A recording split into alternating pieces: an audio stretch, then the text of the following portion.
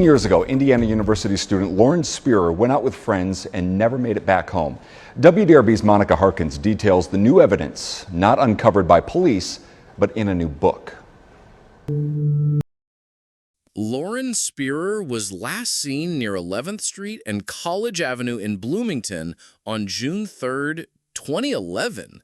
Despite thousands of tips and being one of the most searched and discussed missing person cases on Reddit, her disappearance remains unsolved.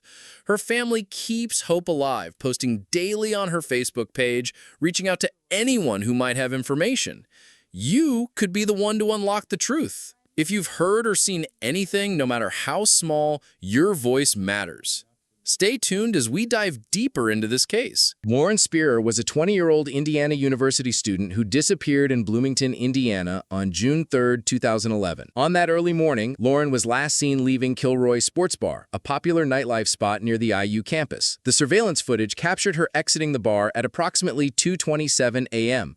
She was barefoot and visibly intoxicated as she stepped onto the sand-covered patio before walking away. Her shoes and cell phone were left behind at the bar. After leaving Kilroy's, Lauren walked toward her apartment complex at Smallwood Plaza, located nearby. Security cameras showed her entering the apartment complex at 2:30 a.m., but her movements became increasingly unclear. Witness statements and further surveillance indicated that she left the apartment area, walking through an alley between College Avenue and Morton Street around 2:48 a.m. This alley was an empty passageway, and it was along this route that Lauren's keys and purse were later found. Lauren was later seen leaving the alleyway at 2:51 a.m. and heading toward an empty lot nearby. The last confirmed sighting of Lauren occurred at approximately 4:30 a.m. when she was observed walking south on College Avenue from the intersection with 11th Street. Witnesses reported that she appeared disoriented and was still barefoot, wearing black leggings and a white shirt. This moment marked the last known time Lauren was seen alive. Following her disappearance, friends reported her missing after receiving no communication. The Bloomington Police Department responded quickly,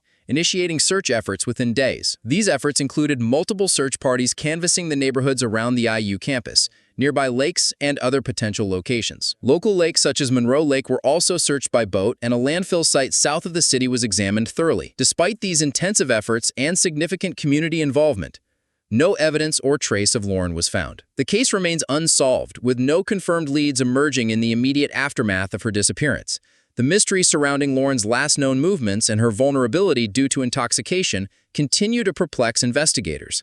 Bloomington, a college town centered around Indiana University, provided the setting for this troubling case involving late-night bars and campus nightlife, where Lauren was last seen but never returned home. Lauren Elizabeth Spierer was born on January 17, 1991, and raised in Scarsdale, New York, an affluent suburb in Westchester County. From a young age, Lauren was described as bright, caring, and deeply connected to her community. After graduating from Edgemont High School in 2009, she enrolled at Indiana University, IU, where she was pursuing a degree in textiles merchandising.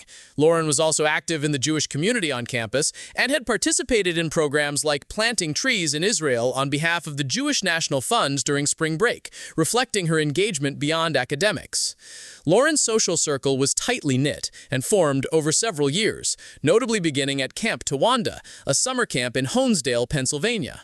There she met many individuals who would later become her close friends at IU, including her boyfriend Jesse Wolfe and friend Jay Rosenbaum. These long-standing friendships played a significant role in her life, and several of these friends were part of the group she was with the night she disappeared. Friends and acquaintances describe Lauren as a kind, lively young woman who enjoyed socializing but also faced some challenges typical of college life. Her relationship with Jesse Wolfe was well known within her group, and Jay Rosenbaum was another key figure in her close circle. On the night she vanished, Lauren was drinking with friends from this group. Testimonies reveal that Lauren had consumed both alcohol and drugs that evening, which would have impacted her state and decisions. While Lauren was well-liked and supported by her friends, her social life was complex. Reports mention struggles with intoxication and occasional drug use, including cocaine and Klonopin, which factored into the circumstances of her disappearance. These aspects add layers to the case, suggesting that her vulnerabilities were not just situational, but intertwined with her lifestyle and relationships. Understanding Lauren's personal world, friendships, and challenges helps frame the investigation and theories that followed, emphasizing that she was more than just a missing person. She was a young woman with a meaningful life and community around her. On the night of June 3, 2011, Lauren Spierer's movements were carefully pieced together through witness accounts and surveillance footage, creating a detailed timeline of her final hours. Around 12:30 a.m., Lauren left her apartment with a friend named David Rohn. Together, they visited Jay Rosenbaum's apartment, where Lauren also met Corey Rossman, a neighbor of Rosenbaum's. The group then headed to Kilroy's Sports Bar, a popular local spot, arriving at approximately 1:46 a.m. Surveillance cameras captured Lauren entering Kilroy's and later leaving at 2:27 a.m. Notably, she left the bar barefoot, having taken off her shoes while on the sand-covered patio. Reports from friends indicated that Lauren was heavily intoxicated during this time. She was seen walking to her apartment complex, Smallwood Plaza, entering it at about 2:30 a.m. A passerby named Zach Oakes noticed her intoxicated state and asked if she was okay. Shortly after, at 2:48 a.m., Lauren was seen walking through an alley between College Avenue and Morton Street. Security cameras documented her exiting the alley at 2:51 a.m. along a path leading to an empty lot. Her keys and purse were found along this route, indicating she had traveled on foot. Lauren then returned to Rosenbaum's apartment. Michael Beth, Rosenbaum's roommate, was present and observed Lauren's condition. Beth noted that Rossman was very intoxicated and was helped to bed. He also tried to persuade Lauren to stay at the apartment for safety, but Lauren insisted on returning to her own place. Beth made a call to his neighbor, Rosenbaum, around 3:30 a.m., wanting him to look after Lauren. Lauren was described as trying to get Beth to drink with her, but ultimately went to Rosenbaum's apartment. Rosenbaum observed a bruise under Lauren's eye, which she claimed not to remember how she got. Shortly before Lauren left, 2 calls were made from Rosenbaum's phone, one to David Rohn and another to another friend, both unanswered. The last confirmed sighting of Lauren was at 4:30 a.m. at the intersection of 11th Street and College Avenue, heading south on College Avenue, barefoot and wearing black leggings and a white shirt. This timeline highlights her progressively vulnerable state and the increasing worry among her friends as the night went on, framing the mystery of her disappearance and the unanswered questions that followed. Following the report of her missing, the Bloomington Police Department, Indiana University Police Department, and the FBI launched large-scale search operations across Bloomington and its surrounding areas. Early search efforts included thorough sweeps of local landmarks and natural areas, such as Monroe Lake and the Sycamore Ridge landfill in Pimento, located south of Terre Haute, where city trash was hauled. This landfill became a major focus in August 2011 during a 9-day search involving cadaver dogs and multiple agencies, but yielded no evidence. The investigation also benefited from an overwhelming public response, with over 3,000 tips reported by 2013 alone. Law enforcement continuously followed up on leads, showing dedication despite limited actionable information. One key investigative focus was a property in Martinsville, about 20 miles north of Bloomington, connected to a man named Justin Wagers. In 2016, FBI agents and local police searched this property based on tips, deploying cadaver dogs that indicated potential evidence near a barn. A careful excavation was performed by anthropologists, but no remains or conclusive evidence were found. Authorities also impounded and examined a white truck linked to Wagers as part of their investigation. Throughout the search, law enforcement faced significant challenges due to the scarcity of physical evidence and the conflicting theories surrounding Lauren's disappearance. Drug use, possible abduction, and accidental injury were among the many angles pursued, complicating the case. The wide range of leads and the absence of clear breakthroughs made it difficult to narrow suspects or determine Lauren's fate. Despite these obstacles, law enforcement agencies have maintained a long-term commitment to solving the case. Investigators continue to monitor tips and revisit possible leads, emphasizing that the case is still open and active. The persistence of authorities underscores the ongoing struggle to bring answers to Lauren's family and community, highlighting the complexities inherent in missing persons investigations where concrete evidence remains elusive. One prominent theory is that Lauren suffered an accidental overdose due to her high level of intoxication combined with drug use on the night she vanished. Friends and witnesses reported she consumed alcohol, cocaine, and Klonopin, and her rare heart condition, long QT syndrome, increased the risk. The family suspects someone may have slipped something into her drink at Kilroy's bar, contributing to her state. They also express suspicion toward the men she was with that night, Jay Rosenbaum and Corey Rosman, who refused police polygraphs but have undergone private and FBI-administered ones. The family believes these men may know more than they have disclosed, but have not publicly accused them of wrongdoing. Another theory involves the possibility of abduction by a stranger or someone who knew Lauren only casually.